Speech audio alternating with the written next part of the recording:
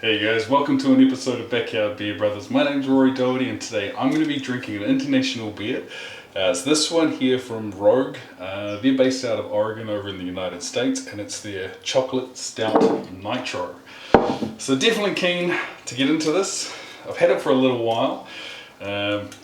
Wasn't actually planning on getting into it too soon, but there's a couple of other reviewers. I sent them a can each. They've already blasted it. I'll put their reviews down in the description or into the comments. But figured I don't want to miss the opportunity. Let's get into it.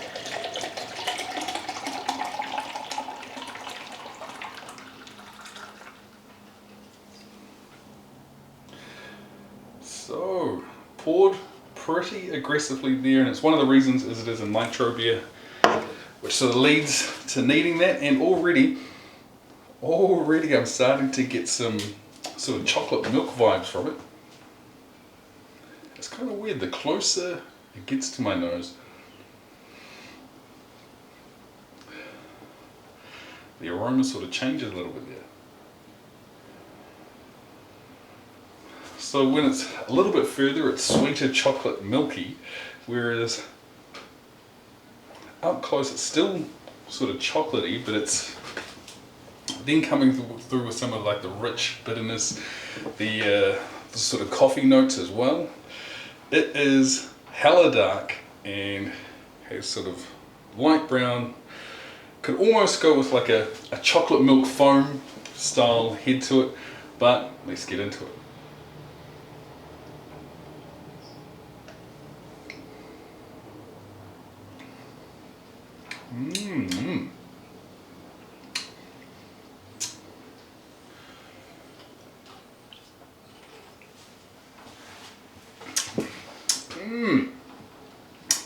Wow.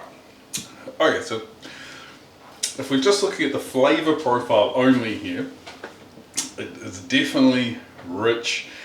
It is. There is a sort of lingering bitterness there as well, but it's sort of like your espresso kind of bitterness there. But it also has like a sort of chocolatiness to it, you know, sort of like like a chocolate cake, like a real rich Belgian chocolate cake. But I thought maybe from the smell at least, I thought it would be a little bit more chocolate forward on the taste, but it's still very delicious. Now the one thing that has been said, and I think everyone else has said it, is just the actual mouthfeel just is not quite there. Now, what does it remind me of?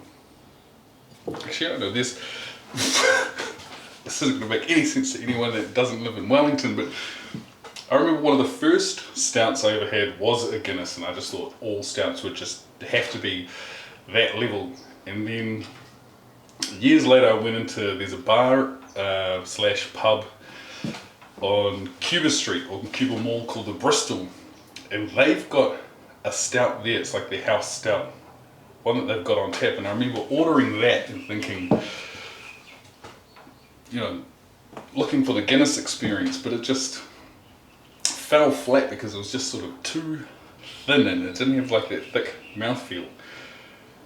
You know, I suppose thinking about it, there's been a couple of places that I've been to that have had sort of like a house stout or like a regional stout that just falls flat when it comes to the mouthfeel. But well, actually, hang on. You could almost forget that whole story just then, because again, it's going to be nothing to a lot of people. I was just thinking, is there a better way I can explain this? And there is. There's like a much easier way to explain it. It's like if you're going to have like a cup of tea or a bowl of cereal and you are expecting to have full cream milk, and for one reason or another all they have is like trim or skim milk or something like that, it just doesn't hit the same because it doesn't have the mouthfeel. And that's kind of what this has here. The story about Bristol and all these other rubbish, I don't know if I'll edit that out or I'll leave it in because it's stupid, but if you stick with that milk analogy, you're expecting it to be a little thicker, it's not quite there. That's what this is. It could just be because it's in the can. Maybe I didn't like give it enough of a spin action to begin with. Got another one here, so I might do that and see if it changes it. But nose, it's quite sort of strange that it had sort of chocolate milk sweetness to begin with. Then the closer it got to the nose, it was a little bit more on the sort of bitter coffee notes. As far as the taste is concerned, not as much chocolate as I thought I was going to be getting, but if we take the chocolate out of it, the flavor profile is still very good.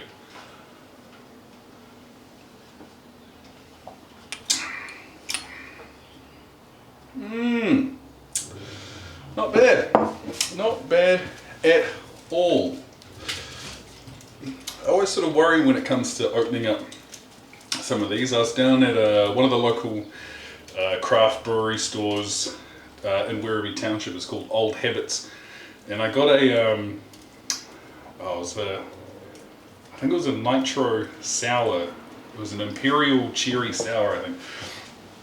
And the guy behind the counter got it almost like a cocktail bartender, gave it a little bit like the zhuzh zhuzh. And then when he opened, that's a lie, he didn't do that at all. He was just sort of spinning it. But when he opened it, it sort of exploded all over him. And then you need to get the rest in the glass. I just don't want it to happen. White shirt, brown beer. Is it going to happen with this one? Fingers crossed, man. We'll make the bloopers real as it goes. Oh, a little bit more action on this one.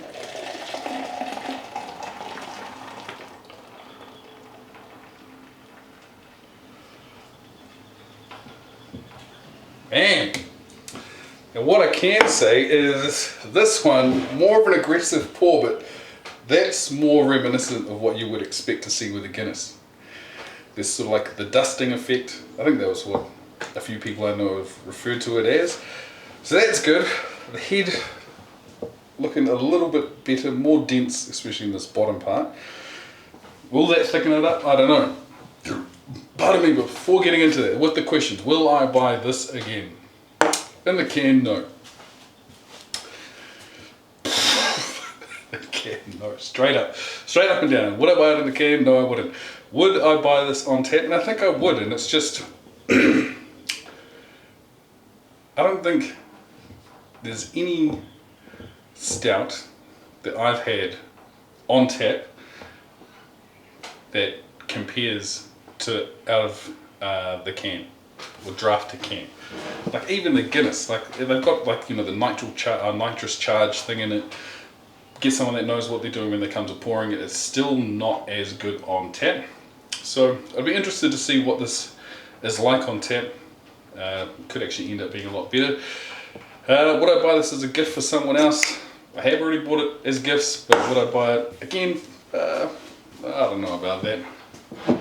Last but not least, is it scullable?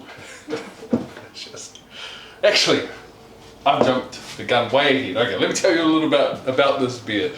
So first and foremost, what we're looking at, it is what is it? 13.65 fluid ounces. I was like, what is that? The good news is on the side here, it says that it's a 404 ml can. Cool, 1.48 standard drinks, and it's coming in at 5.8%. Looked on the Untapped score earlier today, and it came in at a 3.81. So again, in the threes, you're doing all good. Above 3.5, pretty good. Not quite hitting the 4. But final question: is it scullable? Cheers, bro. Cheers to you. Surely.